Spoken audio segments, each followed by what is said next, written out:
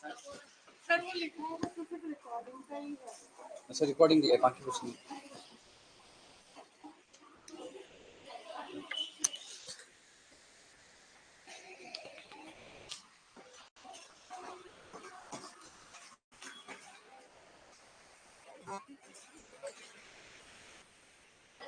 Last class में क्या पढ़ा था बच्चों? क्या पढ़ा था?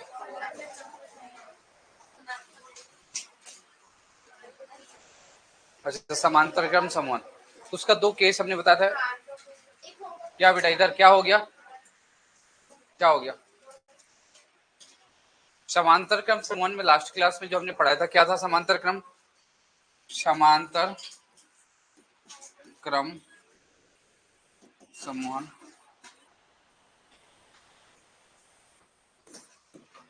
Parallel combination of cell.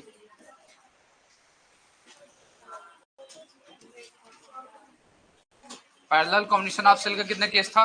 2 case. पहला हमने किया था तो आई इक्वल टू क्या था हमारे पास? यानी ई डिवाइड में क्या है?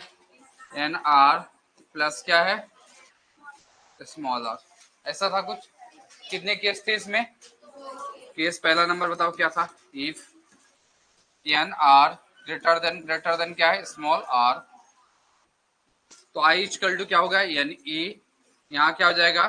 एन आर, और एक कैंसिल हो जाएगा तो बच्चे क्या बचा? आई इक्वल टू क्या है? E upon R. मतलब क्या? Current on through single cell. मतलब जो करंट मिलेगा किसके बराबर मिलेगा? सिंगल सेल के बराबर मिलेगा। जो धारा मिलेगी एकल सेल, मतलब एक सेल के क्या है? बराबर मिलती है। तो इसमें कोई प्रॉफिट ऐसा दिख नहीं रहा है। लास्ट क्लास में पढ़ा था। इसका दूसरा केस क्या था? केस नंबर सेकंड बोलो क्या था बेटा? सेकंड नंबर, इफ स्मॉल क्या है? आर ग्रेटर देन क्या है? Capital N R. ऐसा कुछ था तो आई इक्वल टू क्या फॉर्मूला है? एन ई, यहाँ small R, I equal to क्या है? एन, यहाँ पे क्या? E upon R. E upon R का मतलब होता है एक सेल से फ्लो जो करंट हो रहा है उसका कितना टाइम हो रहा है? एन टाइम, एन गुना हो रहा है। मतलब इस कंडीशन में क्या होगा? जोड़ने पर क्या होगा? लाभ होगा। चेक करो बच्चे, यहाँ तक पढ़ाया था। कॉपी पलटाइए अपनी पेज। सीरीज कॉम्बिनेशन पढ़ाया था। कोई ऐसी दिक्कत है पूछो, ऐसी कोई प्रॉब्लम है तो पूछिए बेटा।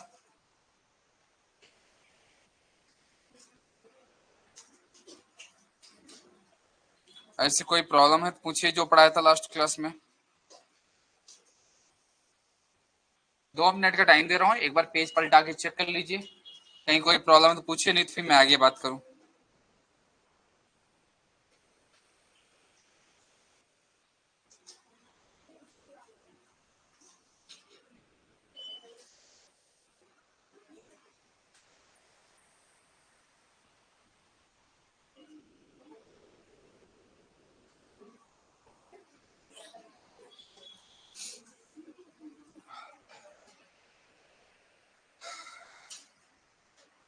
हो गया बेटा? ये हो गया, इसके आगे हम बात कर रहे हैं, है ना? स्टार्ट करें? यहाँ तक हो गया सबका? क्यों?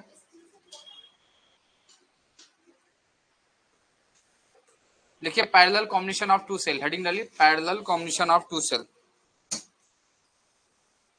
Parallel combination of two cell.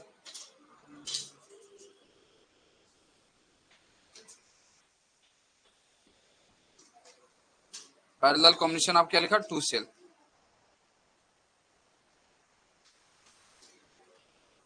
Parallel combination of क्या लिखा? Two cell. दो सेलों का कौन सा कॉम्बिनेशन की बात करें? पैरेलल कॉम्बिनेशन में। स्टार्ट करें बच्चे? यहां तक हो गया था सबका?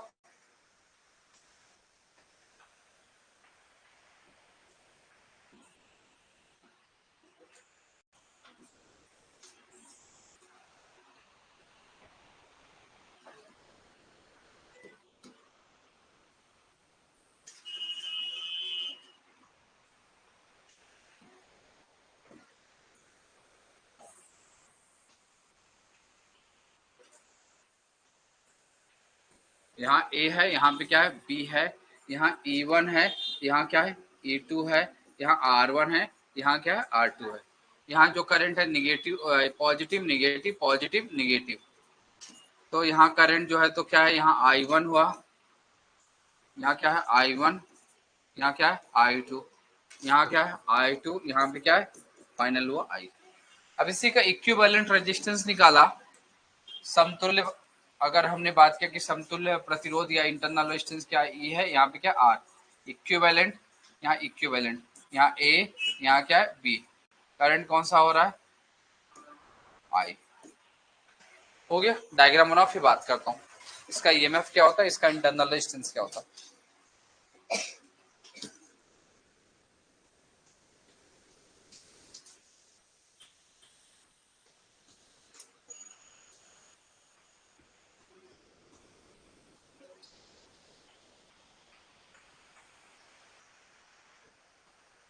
जल्दी कर बेटा।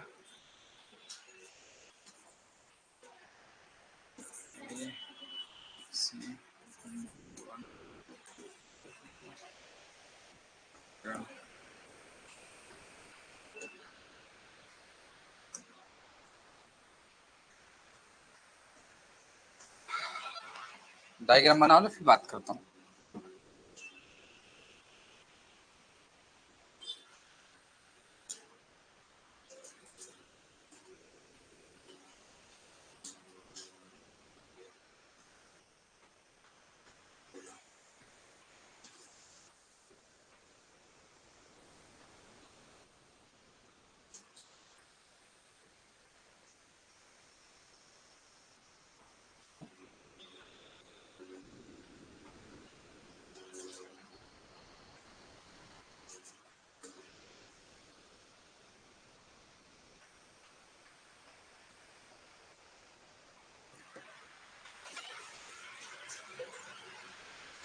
अभी किसकी किसकी पहली क्लास है, पहली और दूसरी क्लास, जो भी नए, जिनका नया एडमिशन हुआ 1-2 दिन में, कोई है क्या?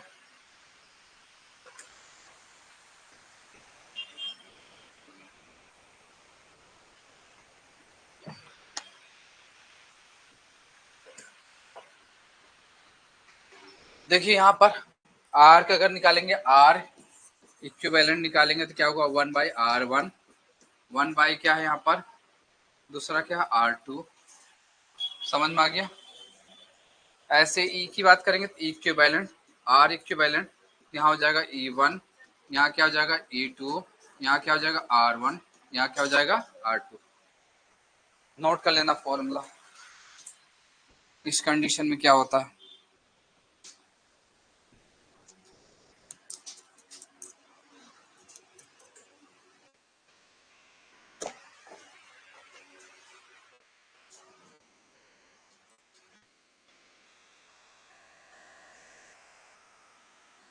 खुशबू समझ में आ रहा है, कोई दिक्कत तो नहीं आ रही?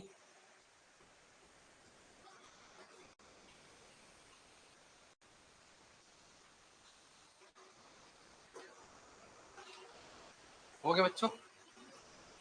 अब देखिए मान लीजिए अगर यहाँ पे एन सेल होता तो डैश डैश डैश डैश करके क्या कर देते हैं R n। मान लो यहाँ पे n तक होता तो क्या होता, E3 होता, यहाँ पे R3 होता plus dash dash dash dash करके En/R n। ये कब होता, जब En तक होता तब। ये कंडीशन फॉर्मूले नोट कर लेना।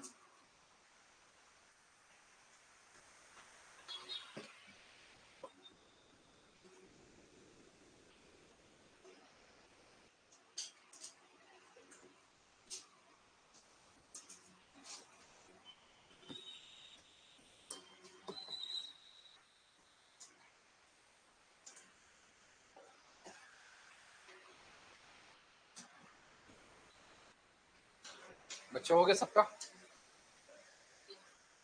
देखो बेटा आगे बात करते हैं।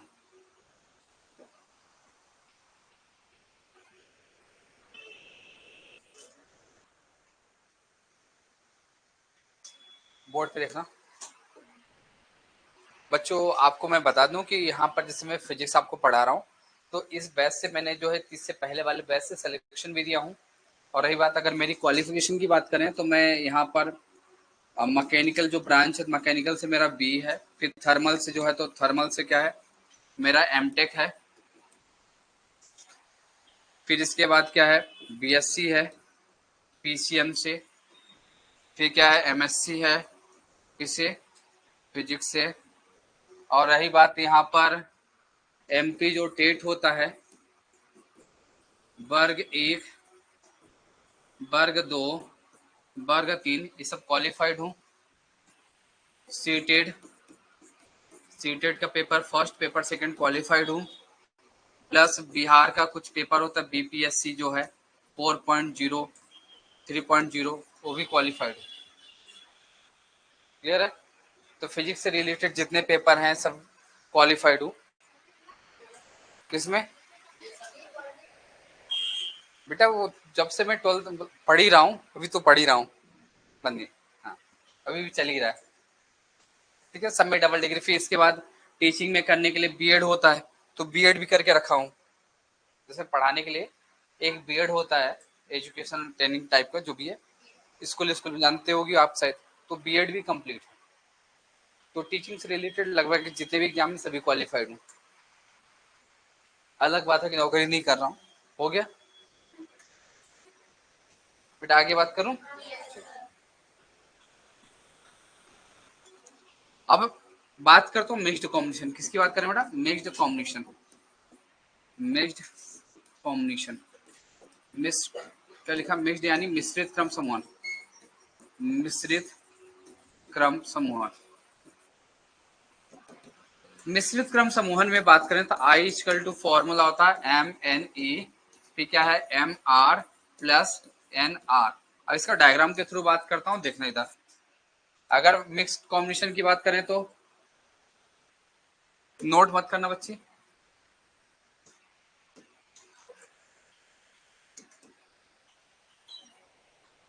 पहला, दूसरा, तीसरा, इसी प्रकार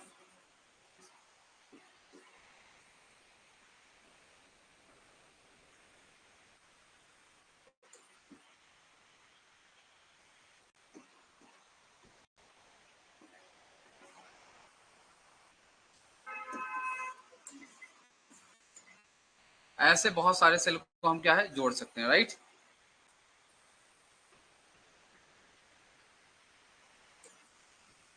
यहाँ जोड़ दिया, ठीक है। ये ज्वाइंट बच्चे, ज्वाइंट है। यहाँ पे क्या आर, यहाँ नाम क्या ई, यहाँ नाम क्या ई, यहाँ पे ई है, यहाँ ई है, यहाँ ई है, यहाँ ई है, यहाँ भी क्या ई है, यहाँ भी ई है, यहाँ आर आर आर। ये कौन सा क्रम हो गया? देखो मिक्स जैसा दिख रहा है, सीरीज भी है और मिक्स्ड भी है, पैरेलल सीरीज पैरेलल दोनों मिक्स है, इस कारण इसका नाम क्या पड़ा? Mixed combination. कौन सा कॉम्बिनेशन? Mixed combination. बातें समझ में आई क्या इतनी कि नहीं आई बच्चे? किसकी बात कर रहा हूँ? मिक्स्ड कॉम्बिनेशन की बात कर रहा हूँ।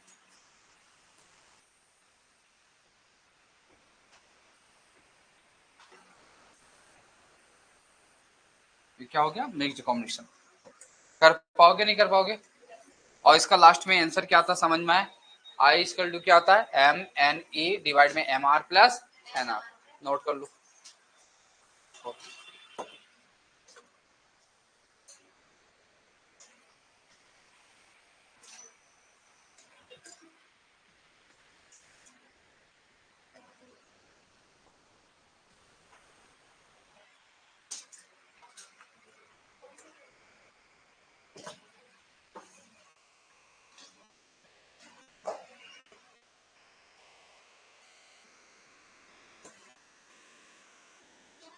हाँ, मतलब एम का मतलब होता है कि जैसे एन की बात करें, कितने एन सेल सीरीज में जोड़े गए हैं, फिर एम सेल पैरेलल में जोड़े गए, तो ऐसा है सीरीज की संख्या और पैरेलल की संख्या। कि सीरीज में कितने जोड़ेंगे, पैरेलल में कितना। तो मान लो पैरेलल में एम जोड़े गए हैं, सीरीज में एन जोड़े गए हैं, तो इसलिए एम एन। पढ़ा होगा सबने, तो डायरेक्ट आपको फॉर्मूला ध्यान रखना, इसको डेराइव नहीं करना कि कैसे डेरिवेशन करने के चक्कर में बैठो।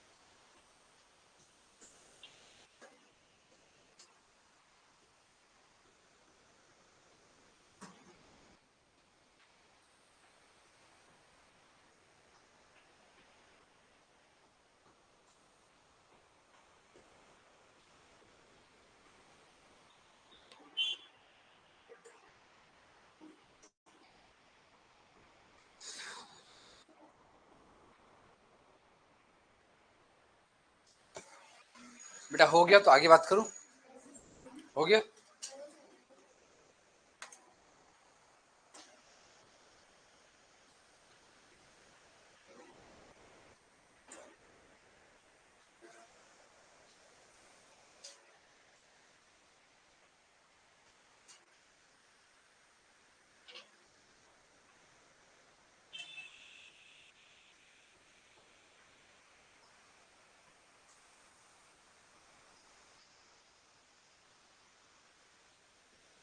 नहीं हुआ था, फॉर्मूला नोट करना था, करो दीदी जल्दी से।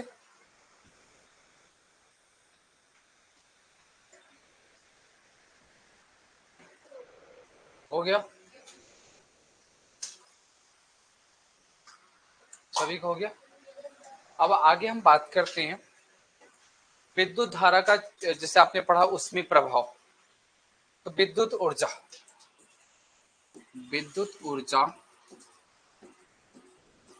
इलेक्ट्रिकल एनर्जी, विद्युत ऊर्जा क्या होता है? कोई चालक है, कोई चालक है, कोई कंडक्टर है।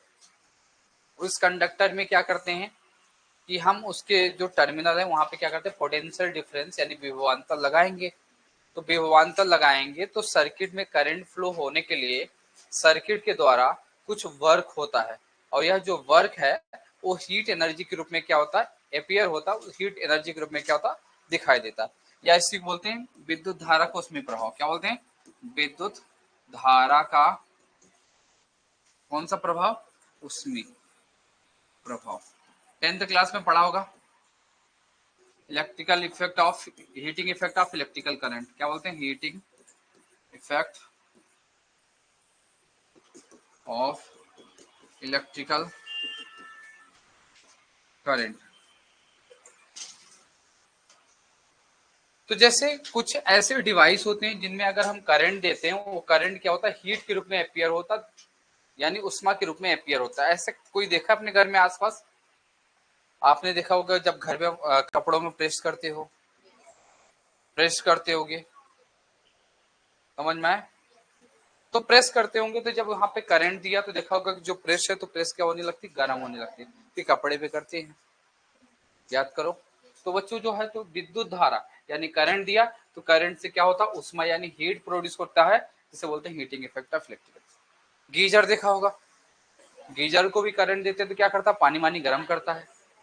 इलेक्ट्रिक रोड देखा होगा घरों में, वो भी क्या है, टोस्टर देखा होगा। तो मतलब ऐसे बहुत सारे डिवाइस हैं जिनको हम क्या करते हैं, करंट देने पर, धारा देने पर यह धारा उष्मा के रूप में क्या करता है, कन्वर्ट करता है, जिसे बोलते हैं विद्युत धारा। कौन सा प्रभाव? जो उष्मीय प्रभाव।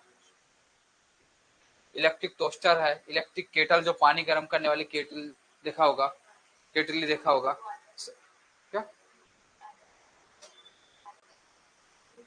हाँ, पानी गर्म करने वाली दीदी बोली जो हीटर आता है, इलेक्ट्रिक रोड आता है, गीजर आता है, सभी किस पे काम करते हैं, उष्मा के। विद्युत धारा का जो है तो उसमें प्रभाव पे काम करता है, heating effect of electric current, या बोलते हैं विद्युत ऊर्जा। एक्चुअली होता क्या है, पोटेंशियल डिफरेंस वोल्टेज लगाया, तो वोल्टेज लगाया तो करंट को मेंटेन कराने के लिए, करंट को फ्लो कराने के लिए सर्किट के द्वारा कुछ वर्क होता है, या वर्क क्या होता है, हीट के रूप में उसमें एपियर हो जाता है, हीट के रूप में उसमें प्रकट हो जाता है। अब इसकी कुछ इक्वेशन है, 4-5 इक्वेशन है। एक इस पे काम कौन कौन करता है, जैसे विद्युत प्रेस, इलेक्ट्रिक हीटर, हीटर का नाम सुना होगा, फिर क्या होता है, टोस्टर मशीन, या फिर देखा होगा गीजर देखा होगा, और क्या है, बहुत सारे हैं, ईटीसी मतलब इत्यादि, बहुत सारे इस पे काम करते हैं। इसलिए 4-5 इक्वेशन है, 4-5 समीकरण है। अब वो इक्वेशन, उस समीकरण को हम बनाएंगे कैसे उसको देखना,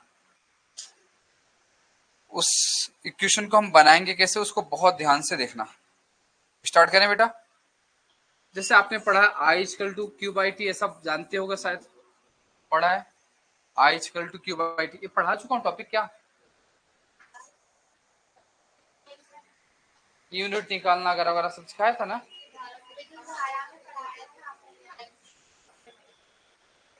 नहीं नहीं, इसके अलावा बेटा हीट की इक्वेशन एच बराबर वी आई टी, पढ़ा दिया हूँ ना? हाँ तो बेटा वही तो बोला, इलेक्ट्रिक पावर अगर पढ़ा दिया हूँ, 1 HP equal to 1 kilowatt hour, पढ़ा इसको ना? हाँ तो फर्स्ट ठीक है, कोई टॉपिक है, पढ़ लिया सबने? चलो बेटा एक क्वेश्चन बोलो एक बार, क्या होता है? H इक्वल टू VT, तो H बराबर दूसरा इक्वेशन क्या होता है? I स्क्वायर, तीसरा बोलो V square, V square R square था, ऐसा था क्या? चलो क्या था बताओ बेटा, यहाँ पर T क्या है, ऊपर था, R क्या है नीचे, ऐसा ऐसा था क्या? यही पढ़ा है, ठीक है। फिर बच्चे यहाँ पर इससे रिलेटेड पढ़ लिया। अभी बात करते हैं, कुछ और नियम है। आपने सुना होगा क्रिचॉफ का नियम, सुना होगा सबने, क्रिचॉफ का नियम। तो बेटा हीटिंग इफेक्ट अगर सब पढ़ लिया है तो दोबारा पढ़ाने की आवश्यकता नहीं मेरे हिसाब से। कौन सा नियम? क्रिचॉफ का नियम। क्रिचॉफ का नियम कितने लोगों ने पढ़ा है? सबने पढ़ा है। चलिए देखिए बेटा, क्रिचॉफ,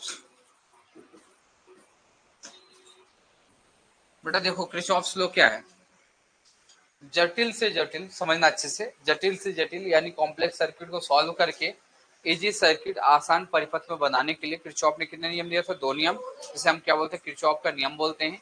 क्रिचॉफ में कितने नियम है? 2। क्रिचॉफ का क्या है? प्रथम नियम। क्रिचॉफ का क्या है?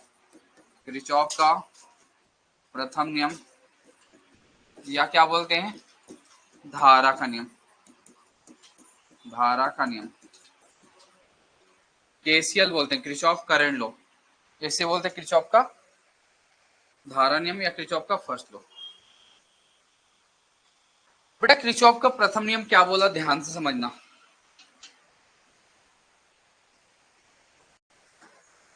समझना अच्छे से, ये ओ जंक्शन है, यहाँ करंट आ रहा तो I1, यहाँ से करंट जा रहा तो I2, यहाँ करंट आ रहा तो I3, यहाँ जा रहा तो क्या है? I4, यहाँ है तो I5, यहाँ है तो I6। बेटा इसको बताने के लिए सबसे पहले इस टर्मिनोलॉजी को समझो, इसका मतलब क्या होता है। किसी संधि या किसी जंक्शन बोलते हैं, किसी संधि या किसी जंक्शन पर मिलने वाली समस्त धारा, आई मतलब क्या? धारा, समस्त धाराओं का कौन सा योग? बीजगणितीय योग सदैव नियत होता है। तो algebraic sum of total current meeting any junction become zero. यह स्टेटमेंट क्या बोलता है समझ में आए? अब संधि मतलब क्या होता है? जंक्शन कैसे, जैसे आपने सुना होगा भोपाल जंक्शन, भोपाल जंक्शन मतलब जहां बहुत सारी ट्रेनें आ रही हैं, बहुत सारी ट्रेनें क्या है? जा रही है, तो क्या है? जंक्शन। किसी जंक्शन पर, किसी संधि पर मिलने वाली समस्त धाराओं का कौन सा योग?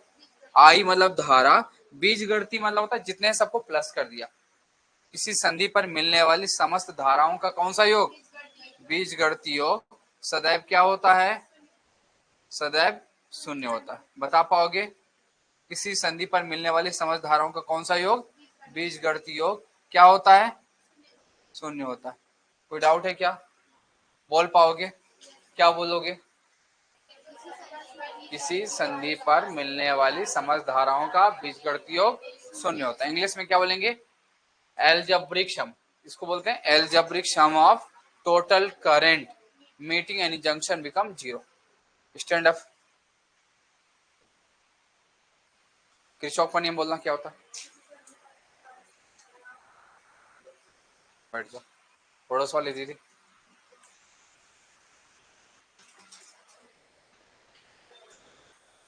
किसी आगे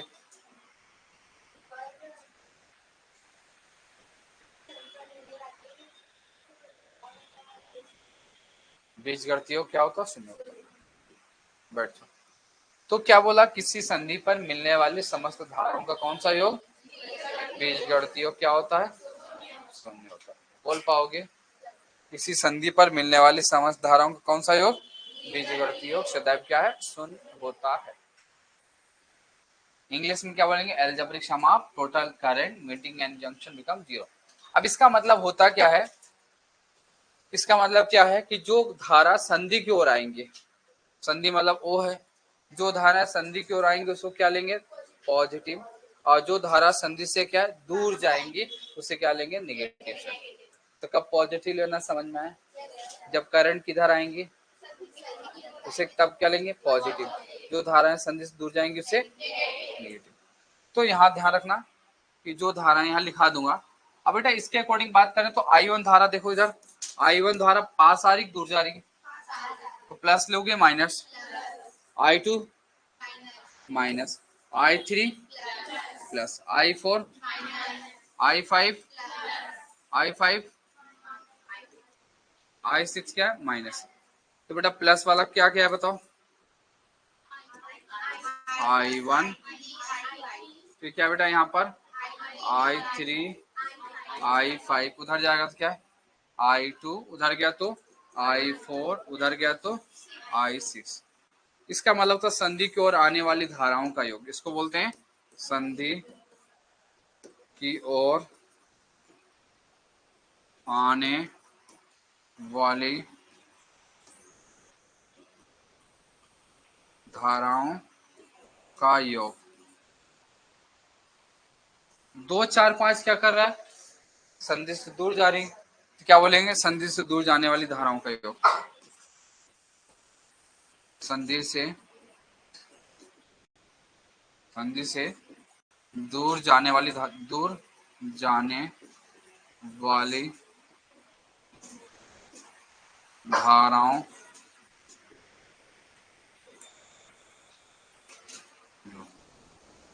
बेटा बन पाएगा नहीं बन पाएगा, क्या बोलोगे,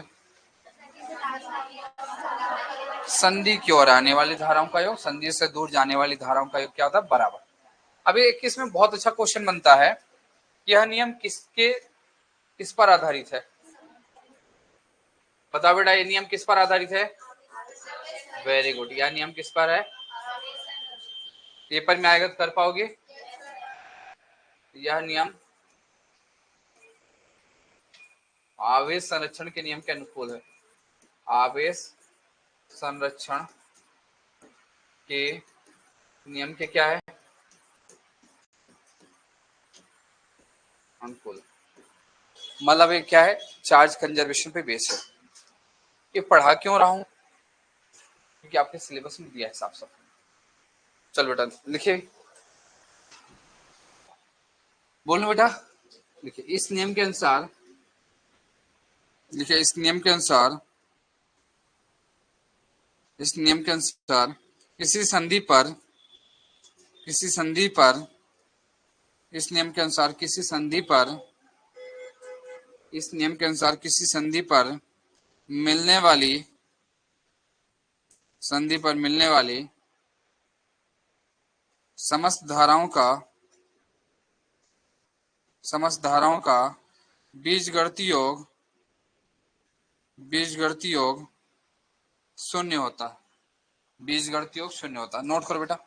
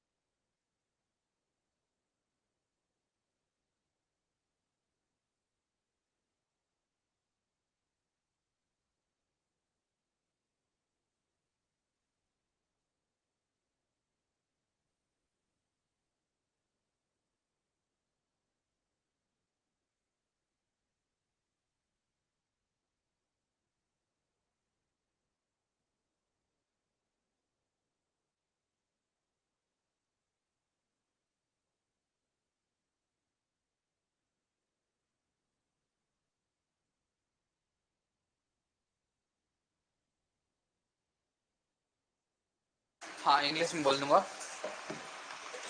this law based on charge conservation.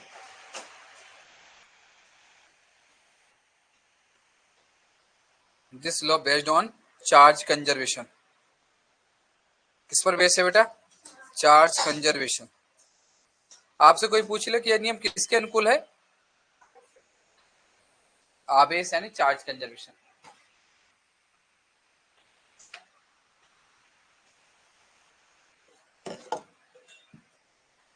पूछ लिया कि किरचॉफ का धारा का नियम किस नियम को बोलते हैं?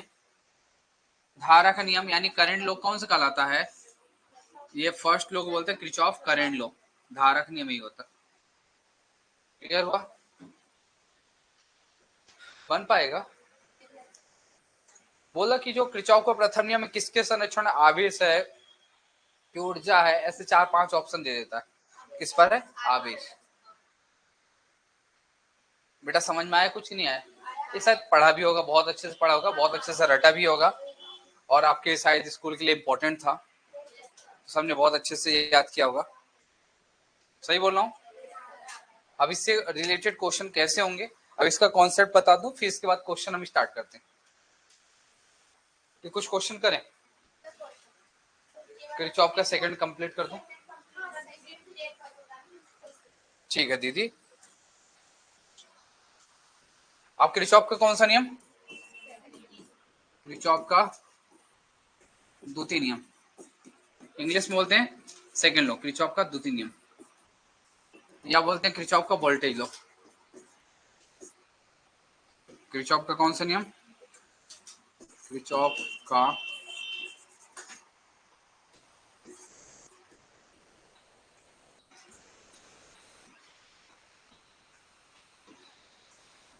वोल्टेज नियम।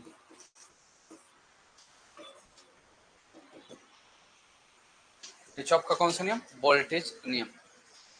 अब किरचॉफ का जो वोल्टेज नियम है वो ध्यान से देखना बेटा, बहुत ही ध्यान से देखना। दीदियों बोर्ड पे देखो, किरचॉफ का वोल्टेज नियम, या इसी को बोलते हैं केवीएल, किरचॉफ वोल्टेज लॉ, या इसे बोलते हैं लूप का नियम, बंद लूप का नियम। किसका नियम? बंद लूप का नियम, लूप लॉ। तो लूप लॉ कुछ है नहीं, किरचॉफ का सेकंड लॉ है। अब इसको बहुत ध्यान से समझते हैं।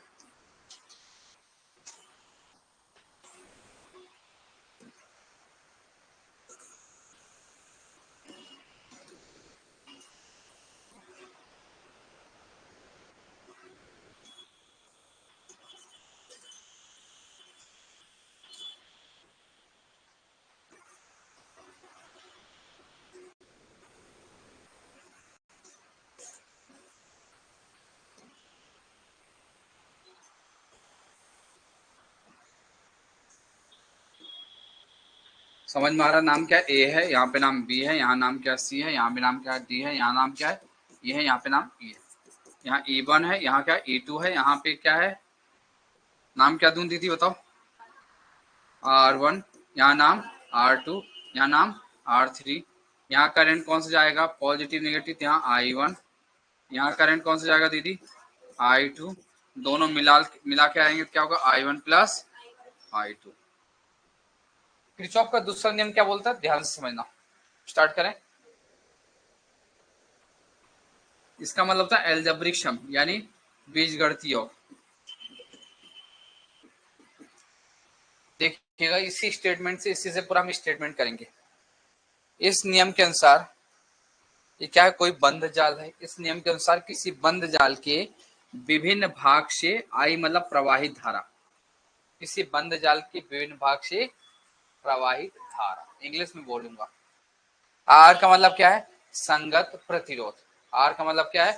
संगत प्रतिरोध के गुणनफल का ये क्या है? बीजगणितीय योग। उसी बंद जाल में, इसी बंद जाल में, इसी बंद परिपथ में, इसी बंद जाल में उपस्थित कुल विद्युत वाहक बल के, कुल विद्युत वाहक बल के बीजगणितीय योग के बराबर होता। क्या क्या बोला समझना।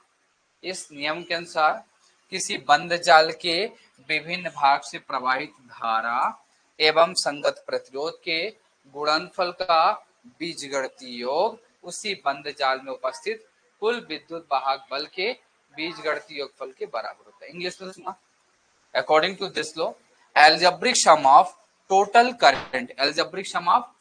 current and product of corresponding resistance is equal to the algebraic sum of total EMF present in a closed loop। फिर से सुनना, according to this law algebraic sum of product of total current and corresponding resistance is equal to the algebraic sum of total EMF present in closed mesh या closed loop. ना बन पाएगा। हिंदी में क्या बोलोगे? बोलो बेटा, क्या बोलेंगे? बस दो तीन की आवाज आ रही, बाकी आवाज गायब हो गई।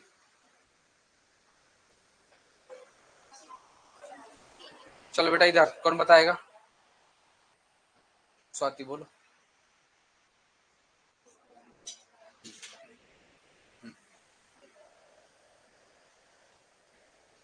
बोलो बेटा।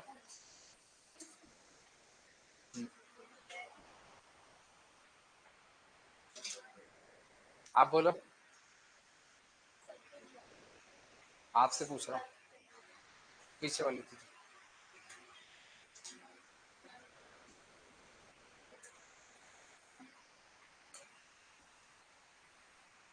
आप बताओ, आपकी पड़ोस वाली दीदी।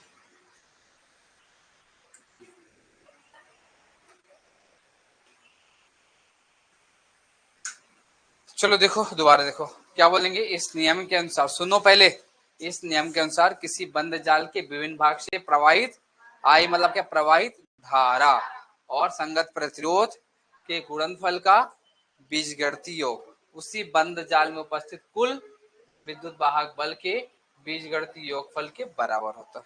इंग्लिश में algebraic sum of product of total current and corresponding resistance is equal to the algebraic sum of total EMF present in a closed mesh।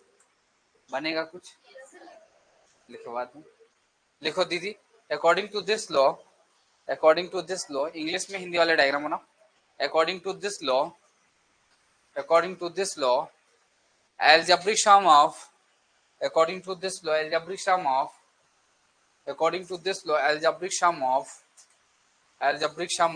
product of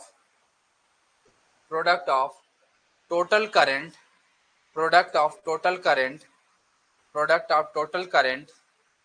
and corresponding resistance is equal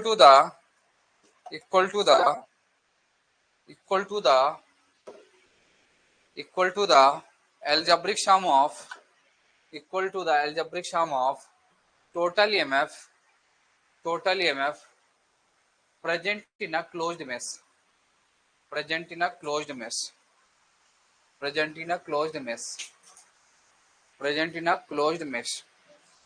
हाँ, या loop लिख सकता हूँ बेटा। Diagram बनाओ, हिंदी में लिखो। इस नियम के अनुसार किसी बंद जाल के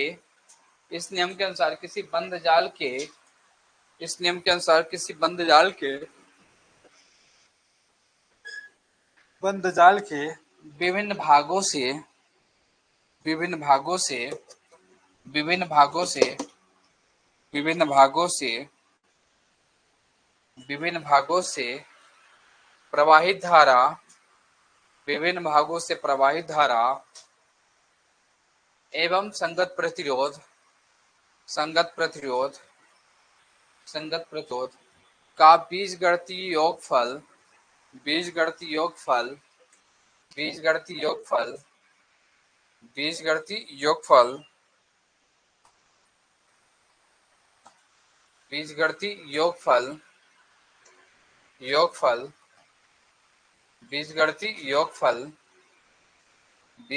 योगफल क्या क्या बेटा हिंदी में लिखा, बोलो एक बार।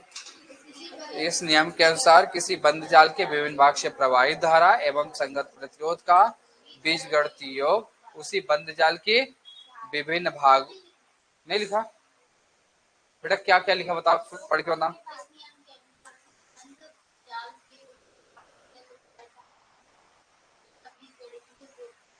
बीजगणितीय योग है ना, बीजगणितीय योग, उसी बंद जाल में उपस्थित उसी बंद जाल में उपस्थित उसी बंद जाल में उपस्थित उसी बंद जाल में उपस्थित कुल विद्युत वाहक बल के कुल विद्युत वाहक बल के कुल विद्युत वाहक बल के कुल विद्युत वाहक बल के बीजगणितीय योगफल के बीजगणितीय योगफल के बीजगणितीय योगफल के बराबर होता है। बीजगणितीय योगफल के बराबर होता है। बीजगणितीय योगफल के बराबर होता है। बीजगणितीय योगफल के बराबर होता है। चलो बेटा जल्दी करो डायग्राम। फिर डायग्राम को कैसे सर्किट सॉल्व करना वो सिखाता हूँ।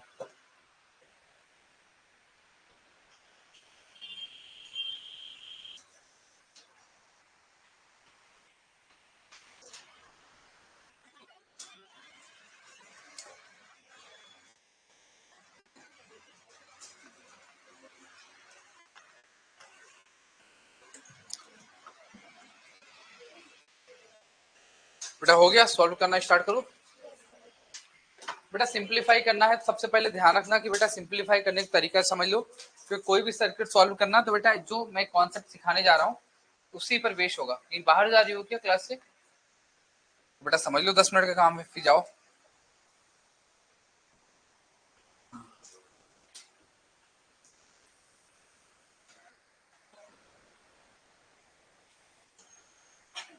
चलो देखो इधर कैसे सिंपलीफाई करते हैं बेटा, इसका रूल नियम सीखो।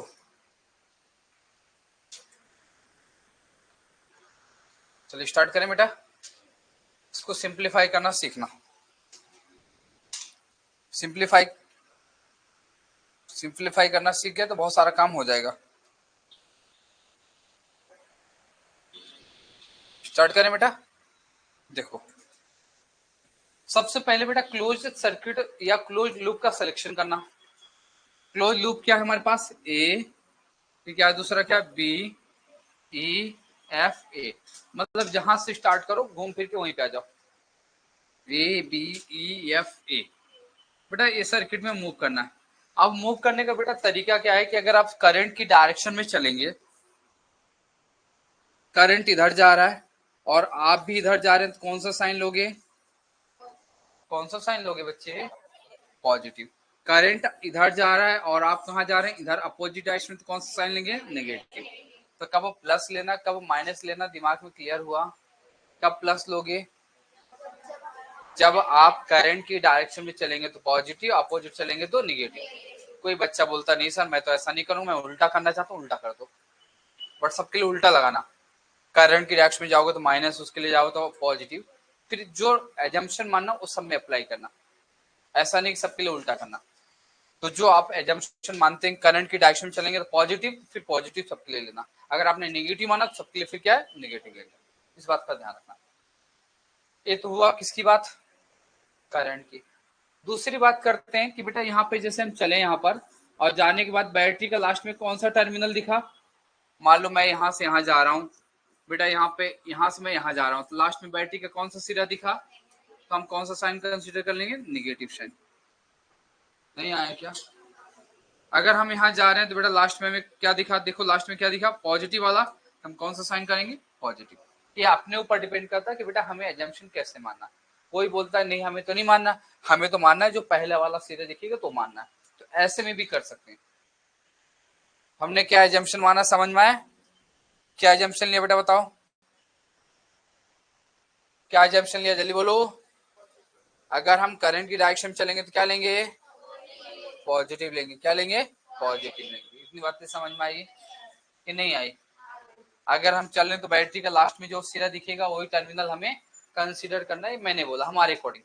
और कोई बोलता सर हमें आपके अकॉर्डिंग नहीं करना, हम तो अपना उल्टा बनाएंगे। तो उल्टा भी बनाओगे तब भी ये आंसर आएगा। चलो करें बेटा, इधर देखना कौन सा है प्रथम बंद परिपथ। प्रथम बंद परिपथ नाम बोलो। क्या है? A B E F A. नाम क्या बेटा? जल्दी बताओ। A B E F A. बेटा हमने ए से स्टार्ट हो, ए बी ई एफ ए, ठीक है। आप करंट डायरेक्शन चलोगे तो क्या लोगे? पॉजिटिव। अब बेटा क्या लेंगे इधर? ए बी, यहाँ पे यहां से यहां गया तो कुछ करंट रेजिस्टेंस दिख रहा है क्या? नहीं। यहां चल रहा हूं, करंट, मैं इधर जा रहा हूं, मैं कहा जा रहा हूं बेटा, मैं कहा जा रहा हूं बताओ, मैं इधर जा रहा हूं, करंट कहाँ उल्टा आ रहा है, तो कौन सा साइन लोगे? और बेटा नियम बताया था कि आई आर का मल्टीप्लाई करना है, यहाँ आई टू दिख रहा है, यहाँ आर टू, तो आई टू आर टू प्लस लोगे माइनस, क्यों लोगे? करंट की अपोजिट डायरेक्शन में जा रहा है, बहुत बढ़िया, रख दिया माइनस। फिर इसके बाद ई से एफ में गया, करंट रेजिस्टेंस कुछ नहीं दिख रहा, फिर यहां से आया तो बेटा करंट क्या दिख रहा है? आई वन, रेजिस्टेंस क्या? R one. मैं इधर आ रहा हूँ, करंट भी इधर आ रहा है, प्लस की माइनस, प्लस क्या हो जाएगा? I one R one equal to, अब कुछ नहीं दिखा। फिर इसके बाद बेटा ई की बात आई, किसकी बात आई बेटा? ई की, देखो इधर दिख रहा है, किसकी बात है? ई। अब यहां से बेटा यहाँ यहाँ गया तो बैटरी का लास्ट में कौन सा दिख रहा है? माइनस, तो क्या हो जाएगा? Minus E two. यहाँ आया तो लास्ट में बैटरी का कौन सा? पॉजिटिव, तो बेटा क्या? पॉजिटिव। फर्स्ट इक्वेशन हो गया। दूसरा क्लोज्ड सर्किट सेलेक्ट करो, B C D E B, हम चल रहे हैं बेटा B C D E B, तो बेटा क्या लेंगे? प्रद्युति, द्युति बंद जाल बोलो, बोलो क्या बेटा? B C D B. इसमें बात करूंगा तो बताओ बेटा क्या हुआ? यहां से आ गया तो कुछ नहीं, यहाँ आया तो बेटा क्या हुआ? करंट और रेजिस्टेंस, करंट क्या दिख रहा है? आई वन, फिर क्या है? आई टू, फिर क्या है? R two. फिर यहाँ आया तो बेटा करंट क्या दिख रहा है? करंट भी इधर जा रहा है, मैं भी इधर जा रहा हूँ, करंट आई टू, रेजिस्टेंस क्या? आर टू, तो प्लस में क्या? आई टू और आर टू। बोलो हाँ है ना? अब ईएमएफ की बात करें तो बेटा ये सर्किट में पूरा गया तो लास्ट में क्या दिखा? बैटरी का ई टू प्लस ई टू। हो गया कि नहीं हो पाया? आंसर आ गया, खत्म हो गया। यह किस पर आधारित होता है? यह ऊर्जा संरक्षण किस पर आधारित होता है? ये सबसे इंपॉर्टेंट है, यह ऊर्जा संरक्षण के नियम पर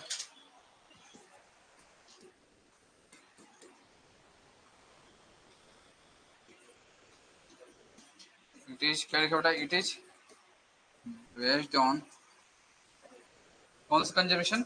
एनर्जी कंजर्वेशन।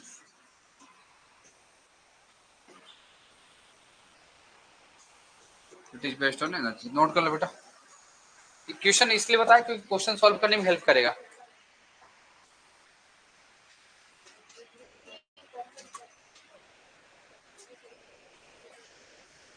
बेटा स्टेटमेंट नहीं लिखा है क्या? लिखा दिया था स्टेटमेंट, नोट करो पूरा।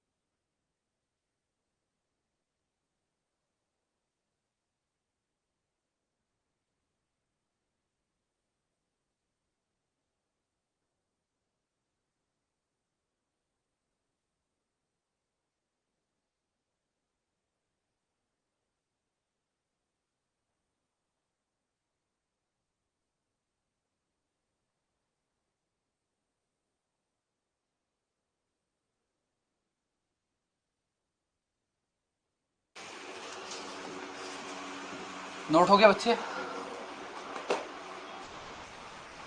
बच्चों नोट हुआ कि नहीं हुआ? हो गया। इस नियम की बात किया आज हमने, बन जाएगा किरचॉफ लॉ। इसी के बाद आता है एक व्हीटस्टोन ब्रिज का नाम सुना होगा। हेडिंग डालो व्हीटस्टोन ब्रिज। खत्म ही कर दूं, लास्ट टॉपिक था ना, शायद सिलेबस भी मेरे पास पड़ा है, मैं बता देता हूँ एक बार। देख लेते हैं दीदी, मीटर ब्रिज होगा तो मीटर ब्रिज भी करवाऊंगा, क्या दिक्कत है। बेटा सुन लो इधर क्या क्या है, आप बताना एक बार सिलेबस में, जो भी बच्चे ऑनलाइन भी है ध्यान रखना। विद्युत धारा इलेक्ट्रिक करंट हमने पढ़ा दिया। विद्युत धारा चालक में विद्युत धारा यानी ओम का नियम। फिर क्या, ड्रिफ्ट वेलोसिटी प्रतिरोधकता यानी स्पेसिफिक रेजिस्टेंस, ओम के नियम की लिमिटेशन, विभिन्न पदार्थों की प्रतिरोधकता,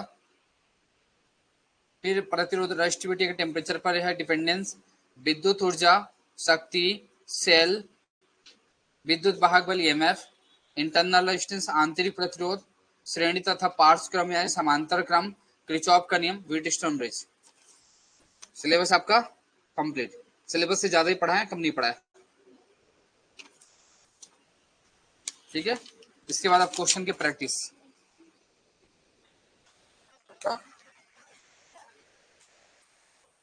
क्वेश्चन मैंने दिया नहीं इसलिए निकाला होगा मैंने। बेटा हो गया सबका? अब क्या देखना बेटा, व्हीटस्टोन सेतु। बोर्ड पे देखना बेटा व्हीटस्टोन ब्रिज।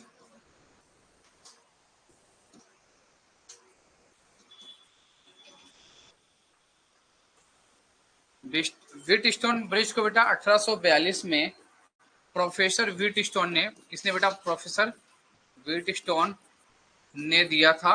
आपसे पूछा कि किसने दिया था, प्रोफेसर व्हीटस्टोन ने दिया था। क्यों दिया था बेटा? इसके द्वारा क्या करते हैं, अननोन, कैसे करते हैं, अननोन रेजिस्टेंस फाइंड करते हैं। अननोन रेजिस्टेंस मतलब होता है अज्ञात प्रतिरोध ज्ञात करते हैं।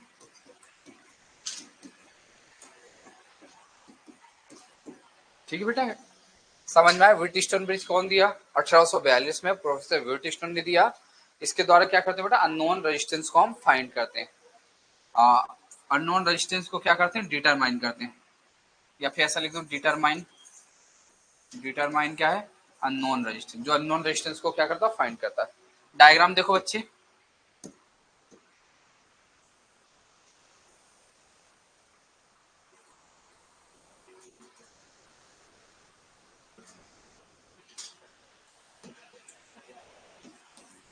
देखो डायग्राम देखना बेटा, अभी बोर्ड पे देखो।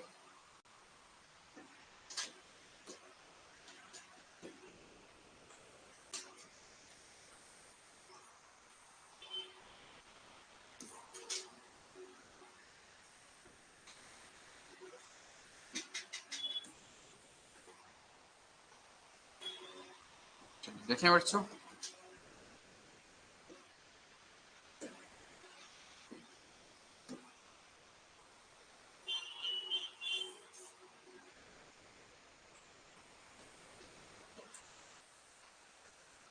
लिखना कुछ नहीं बच्चे।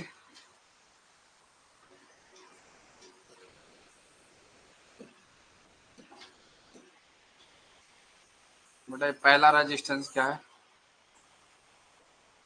R1। एक दूसरा रेजिस्टेंस क्या है बेटा, R2।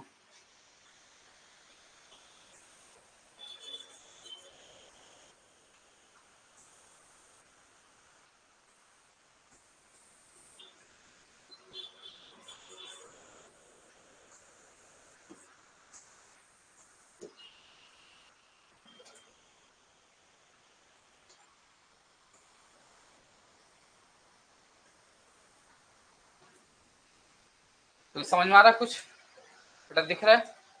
यहाँ पे नाम क्या है, ए है, यहाँ पे नाम क्या है, बी है, यहाँ पे नाम क्या है, सी है, यहाँ पे नाम क्या है, डी है। अब बेटा यहाँ रेजिस्टेंस क्या पी है, यहाँ पे रेजिस्टेंस क्या क्यू है, यहाँ रेजिस्टेंस क्या है, आर है, यहाँ रेजिस्टेंस क्या है, ऐसे चार रेजिस्टेंस है। बेटा यहाँ करंट कौन सा है, I1। यहाँ करंट कौन सा है, I2। यहाँ करंट कौन सा है, I3। यहाँ करंट कौन सा है, I4। तो डायग्राम आपके सामने बना दिया हूँ। इसमें क्या करते हैं कि हम जो भी अननोन रेजिस्टेंस उसको फाइंड करते हैं। लास्ट में रिजल्ट क्या आता है बेटा, ध्यान रखना, P बटे Q equal to R by S। इसका पूरा डेरिवेशन नहीं करता हूँ क्योंकि आपने ऑलरेडी पढ़ा है, पढ़ा नहीं पढ़ा, इसके बारे में थोड़ा समझा देता हूँ बेटा। इसमें 4 रेजिस्टेंस PQRS होता है जो चतुर्भुज क्वाड्रिलेटरल यानी चतुर्भुज की 4 साइड ABCD में जोड़ा गया है। पहले वाले डायगोनल में क्या जोड़ा है, गैल्वेनोमीटर धारा मापी। दूसरा वाला डायगोनल विकर्ण में क्या जोड़ा है, बैटरी ई और क्या है, कुंजी के जोड़ा गया है। समझ में आए। जब इसमें धारा प्रवाहित करते हैं तो जब यहाँ पे धारा मापी में कोई विक्षेप नहीं होता तो संतुलन की स्थिति में क्या होता है, P बटे Q इक्वल टू R बटे S। इसका पूरा डेरिवेशन करने की आवश्यकता नहीं है, बन जाएगा। नोट करो बेटा।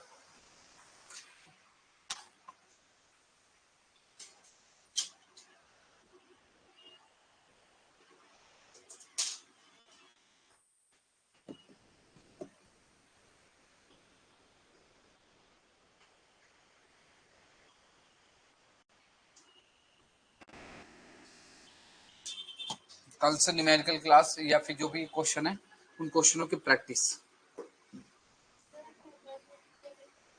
क्या होमवर्क में आपके पास कोई घर पे किताब है, कोई नहीं है?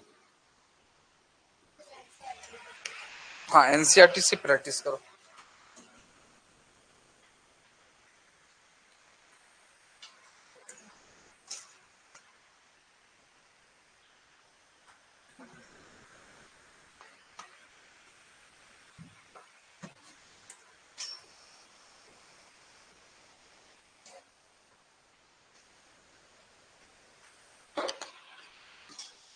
खुशबू नोट हो गया, खुशबू नोट हो गया क्या बेटा? 2 क्लास 3 क्लास जो भी होगी प्रैक्टिस की, क्वेश्चन की प्रैक्टिस होगी। जितना हमने पढ़ा, जितने टॉपिक हैं सब पर बेस हम क्या क्वेश्चनों की प्रैक्टिस करेंगे। नेक्स्ट क्लास में ओनली प्रैक्टिस।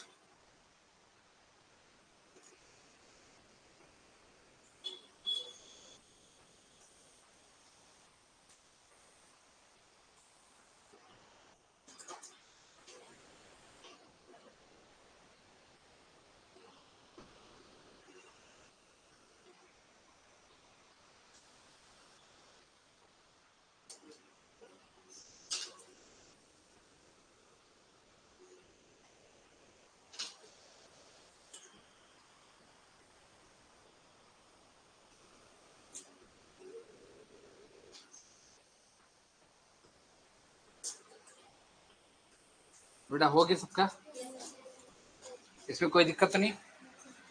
हमारा जो है तो चैप्टर जो भी फर्स्ट सेकंड थर्ड जो है, बात करें फर्स्ट सेकंड जो भी है थर्ड, तो बेटा ये आपका थ्योरी पार्ट पूरा फिनिश हो गया। अब आपका बचा है न्यूमेरिकल पोर्शन। क्या बचा है, न्यूमेरिकल पोर्शन। तो अब नेक्स्ट क्लास से पूरा न्यूमेरिकल पार्ट दिखाएंगे आपको। क्या दिखाएंगे बेटा, पूरा न्यूमेरिकल पार्ट क्वेश्चन करके दिखाएंगे। ठीक है, ओके बच्चों, थैंक यू सो मच, मिलते हैं नेक्स्ट क्लास में। हाँ, डायग्राम बनाना है।